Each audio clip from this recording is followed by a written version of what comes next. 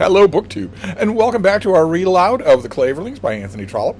We are up to chapter 40 in this event where I am reading the book to you. This is not a read along. I'm not poking down at little pieces here and there in the book and then leaving the rest to you. I'm reading the whole thing out loud to you with copious editorial interruptions. And we are up to a chapter called Shewing How Mrs. Burton Fought Her Battle. And those of you who've been following along will know what battle that is. Mrs. Burton has taken it into her head that despite everything she has learned, despite everything that she has been shown about young Harry Clavering, she still thinks that he is too good material as a husband to throw away.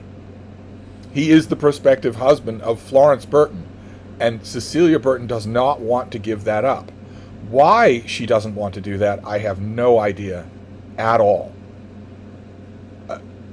She knows perfectly well that her husband is never going to accept Harry Clavering at this point. She knows perfectly well that Florence shouldn't accept him, that if she accepts him, she'll be accepting him against his own best judgment.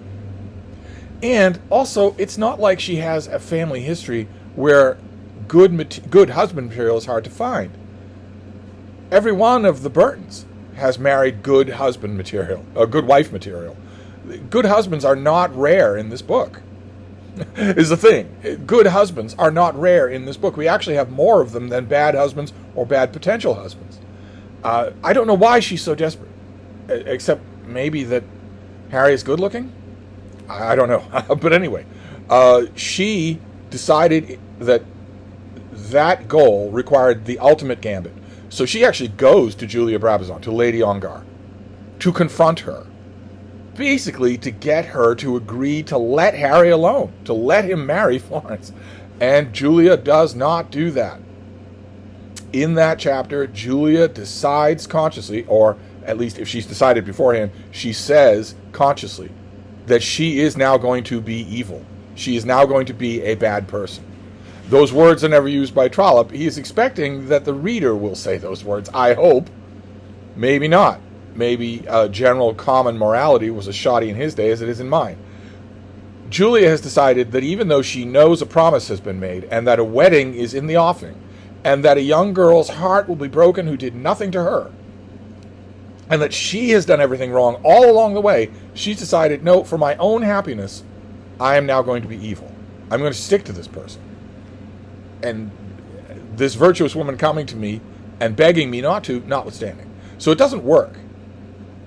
Her outing doesn't work.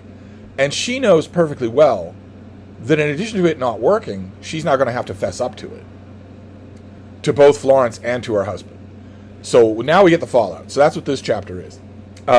Florence, I have been to Bolton Street, and I have seen Lady Ongar. That's how the chapter starts. Her just admitting it to Florence. Those were the first words which Cecilia Burton spoke to her sister-in-law when she found Florence in the drawing room on her return from the visit which she had made to the Countess. Florence had still before her on the desk on which she had been writing, and the letter in its envelope addressed to Mrs. Clavering, but as yet unclosed, was lying beneath her blotting paper. She has written. She's intending to write to scorch the earth. Not angrily, but definitely, resignedly. But she hasn't sent it yet. Florence, who had never dreamed of such an undertaking on Cecilia's part, was astounded at the tidings which she heard. Of course, her first effort was made to learn from her sister's tone and countenance what had been the result of the interview, but she could learn nothing from either. In other words, before her sister even speaks, she's trying to figure out, well, how did it go? And it's obvious that it didn't go well. There was no radiance of joy in Mrs. Burton's face, nor was there written there anything of despair. Her voice was serious and almost solemn, and her manner was very grave. But that was all. "You've seen her?" said Florence, rising from her chair. "Yes, dear. I may have done wrong. Theodore," that's her husband, "I know will say so. But I thought it best to try to learn the truth before you wrote to Mrs. Clavering." "And what is the truth? And perhaps you have not learned it?" "I think I have learned all that she can tell me. She has been very frank." "Well, what is the truth? Do not suppose, dearest, that I cannot bear it. I hope for nothing now. I only want this settled, and that I may be at rest." Upon this, Mrs. Burton took the suffering girl in her arms and caressed her tenderly. My dear, my love, she said, it is not easy for us to be at rest. You cannot be at rest as yet. I can. I will be so, when I know that it is settled. I do not wish to interfere with his fortune, that's Harry Clavering. There is a letter to his mother, and now I will go back to Stratton.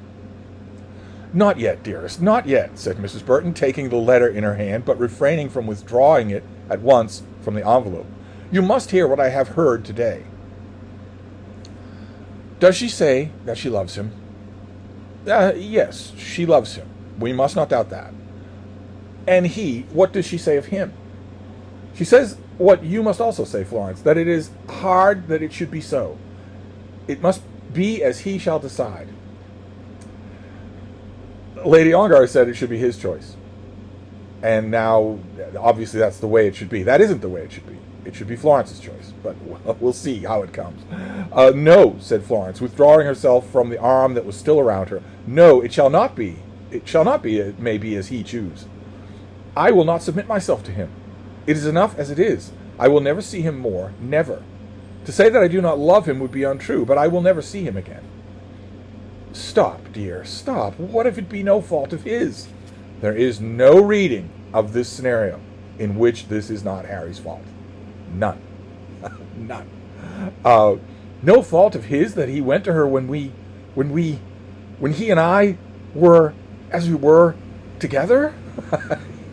Of course there has been some fault, but Flo, dearest, listen to me. You know that I would ask you to do nothing from which a woman should shrink. I know that you would give your heart's blood for me, but nothing of that will avail now. Do not look at me with melancholy eyes like that. Sissy, it will not kill me. It is only the doubt that kills me. I will not look at you with melancholy eyes, but you must listen to me. She does not herself know what his intention is. It doesn't matter what his intentions are. It doesn't matter what the up-to-date, minute-by-minute, barometric pressure readings of his mind are. He has been unfaithful. Therefore, he cannot be trusted. But I know it, and I know my own. Read my letter, Sissy. There is not one word of anger in it, nor will I ever utter a reproach. He knew her first. If he loved her through it all, it was a pity he could not be constant to his love, even though she was false to him. In other words, it's a pity that he didn't wait. Why did he pitch woo to anyone else? But you won't hear me, Flo. As far as I can learn the truth, I most firmly believe, when he went to her on her return to England, he had no other intention than that of visiting an old friend. But what sort of friend, Sissy? He had no idea then to be untrue to you. But when he saw her, the old intimacy came back. That was natural. Then he was dazzled by her beauty. Is she then so beautiful? She is very beautiful. Let him go to her, said Florence, tearing herself away from her sister's arm and walking across the room with a quick and almost angry step. Let her have him. Sissy, there shall be an end of it.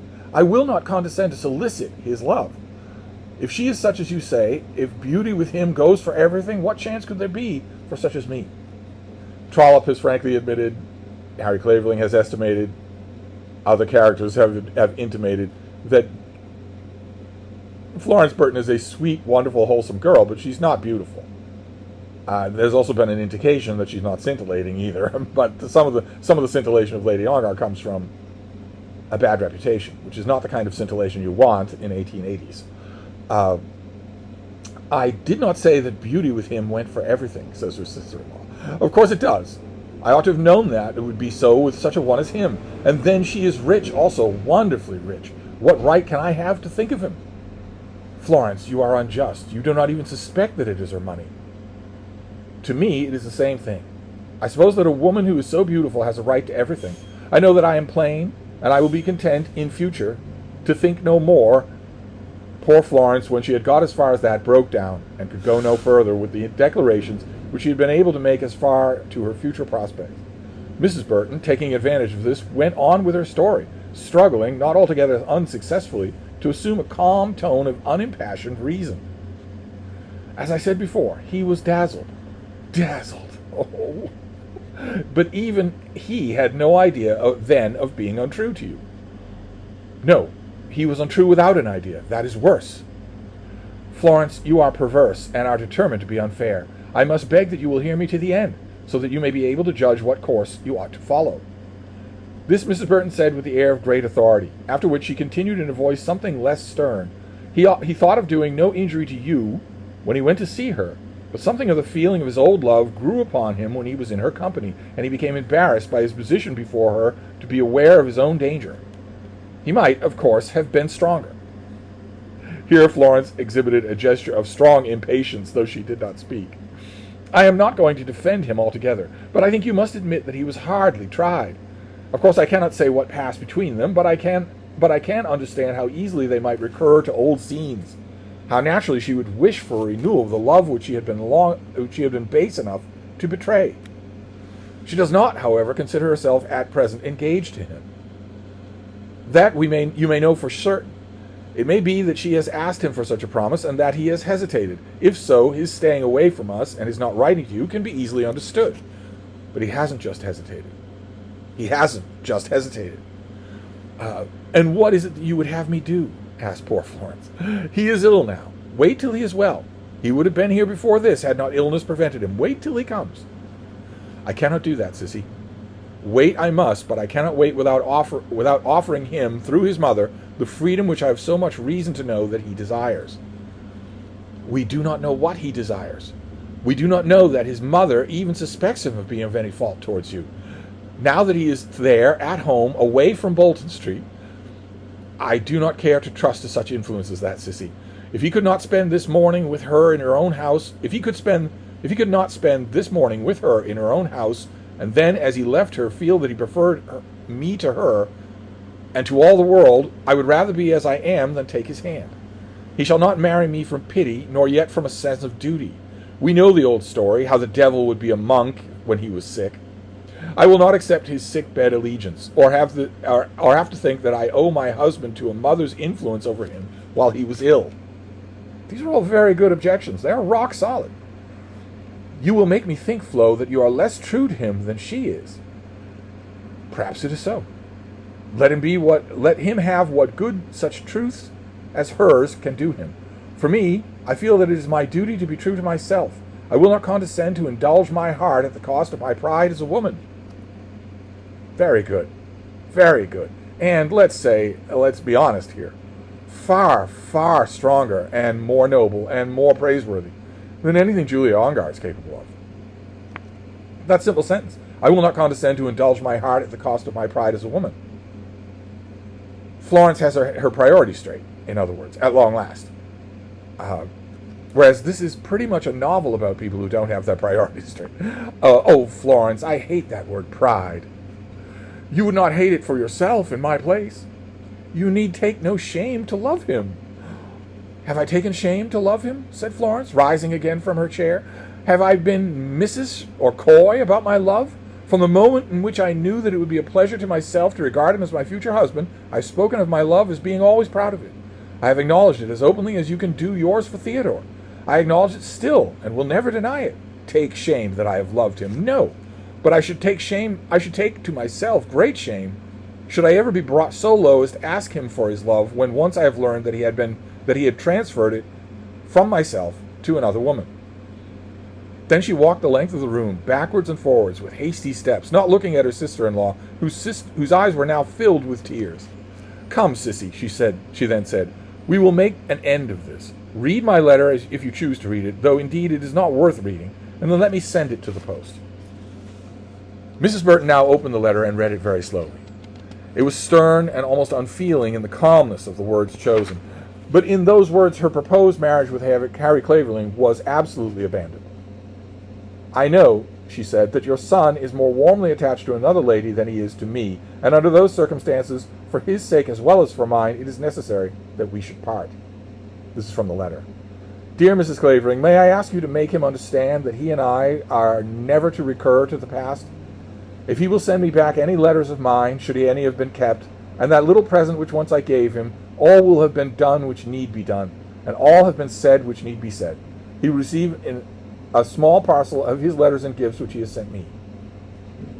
There was in this tone of completeness, as of a business absolutely finished, of a judgment admitting no appeal, which did not at all suit Mrs. Burton's views. A letter, quite as becoming as on the part of Florence, might, she thought, be written, which would still leave open the door for reconciliation. But Florence was resolved, and the letter was sent. The part which Mrs. Burton had taken in the conversation had surprised even herself. She had been full of anger with Harry Clavering, as wrathful with him as her nature permitted her to be, and yet she had pleaded his cause with all her eloquence, going almost so far in her defense of him as to declare that he was blameless.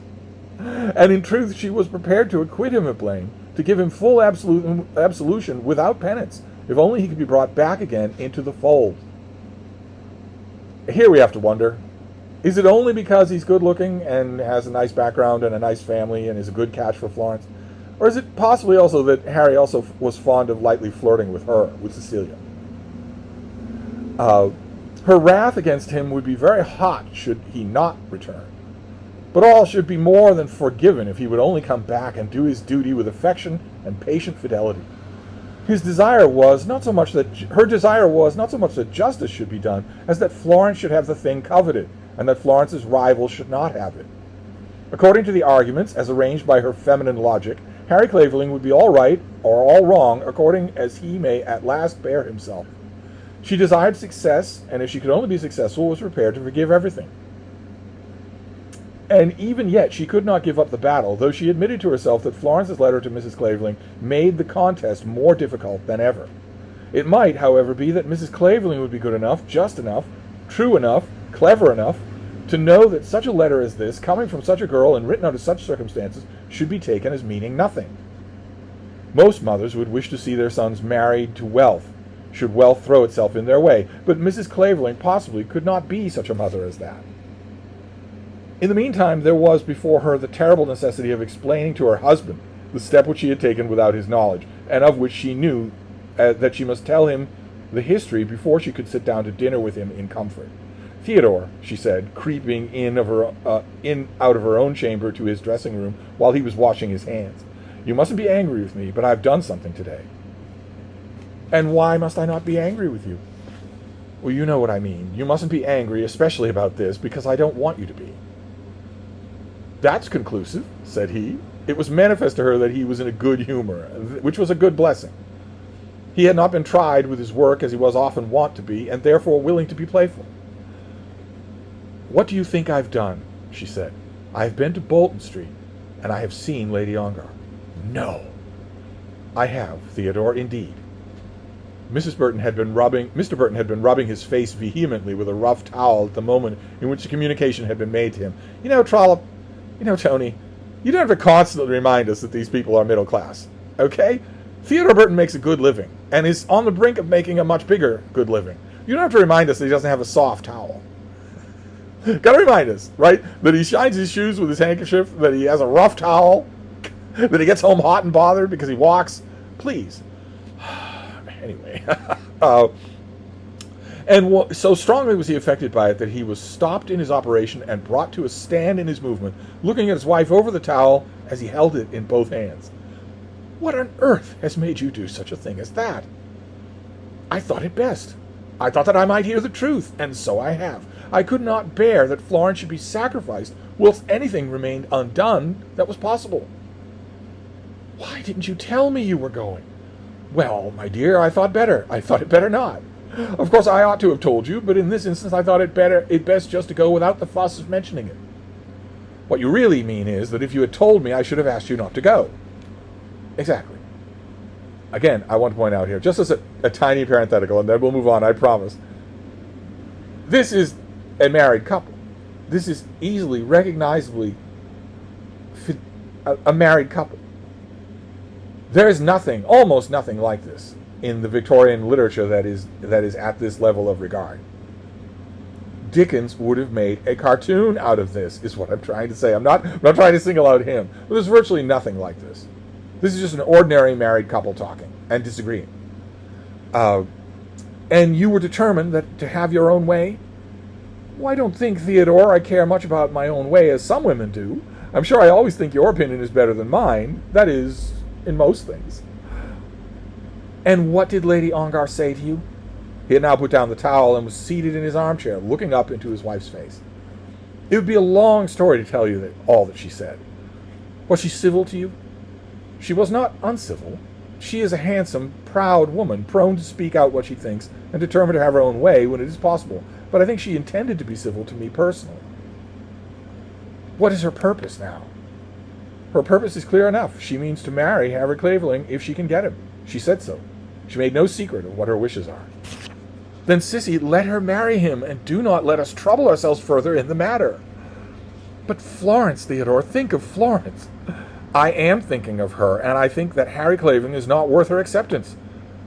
She is as the traveler that fell among thieves. She is hurt and wounded, but not dead. It is for you to be the good Samaritan, but the oil with which you should pour onto her wounds is not a renewed hope of that worthless man. Let Lady Ongar have him. As far as I can see, they are fit for each other. All Cecilia's hopes should vanish at this point. Her husband is never going to like Harry Clavering. He's never going to welcome him into the family. What is she still fighting for? Then she went through with him diligently all the arguments which he had used with Florence, palliating Harry's conduct and explaining the circumstances of his disloyalty, almost as those circumstances had in truth occurred. I think you are too hard on him, she said. You can't be too hard on a falsehood, he replied. No, not while it exists, but you would not be angry with a man forever because he had once been false. But we do not know that he is false. Do we not? Said he. But never mind, we must go to dinner now. Does Florence know of your visit?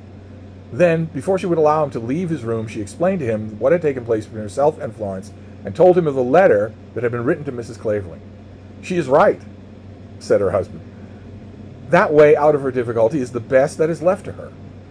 But nevertheless, Mrs. Burton was resolved that she would not as yet surrender. Theodore Burton, as he was reaching the drawing room, went up to his sister and kissed her. Such a sign of the tenderness of love was not common with him, as he was one of those who is not usually demonstrative in their affection. At the present moment he said nothing of what was passing in his mind, nor did she. She simply raised her face to meet his lips and pressed her hand as he held it. What need was there of any further sign between them than this? Then they went to dinner, and their meal was eaten almost in silence. Almost every moment Cecilia's eyes were on her sister-in-law. A careful observer, had there been one there, might have seen this, but while they remained together downstairs, there occurred among them nothing else to mark that all was not well with them. Note the little detail there.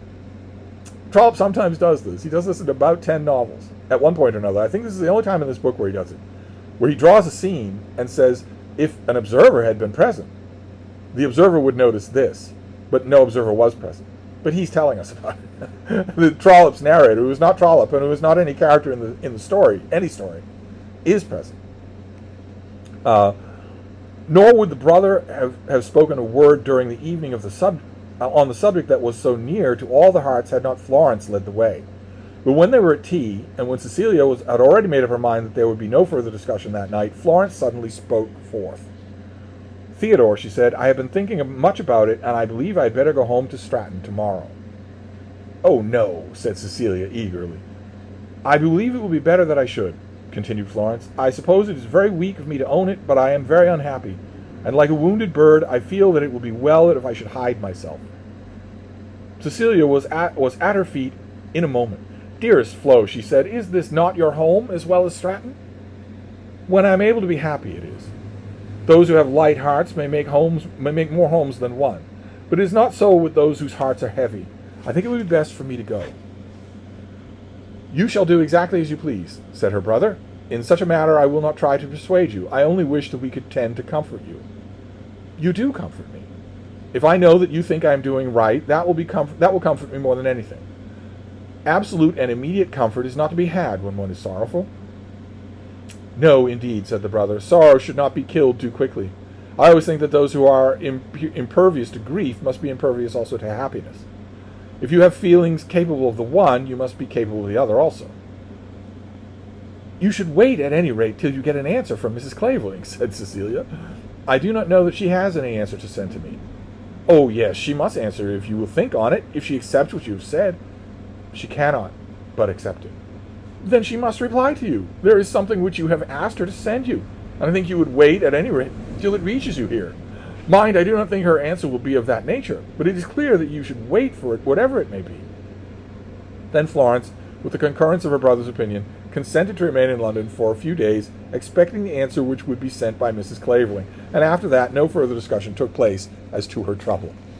So Mrs. Burton's tactic, simply delay, desperately delay, has worked. She has gained a few more days. After all, Florence has written to Clavering Rectory saying not only I am rescinding my plighted troth, Harry is under no obligation to me whatsoever. You will not hear from my lawyers. You will not be dragged through the press.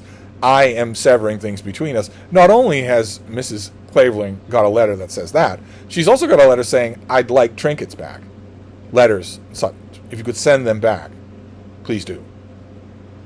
So she's requested action on the part of Mrs. Clavering, and Mrs. Burton is right. That almost certainly means a reply. So we're going to wait. Get a little bit of delaying action more here. We've got a couple of major actors who are absent from the scene in scenes like this.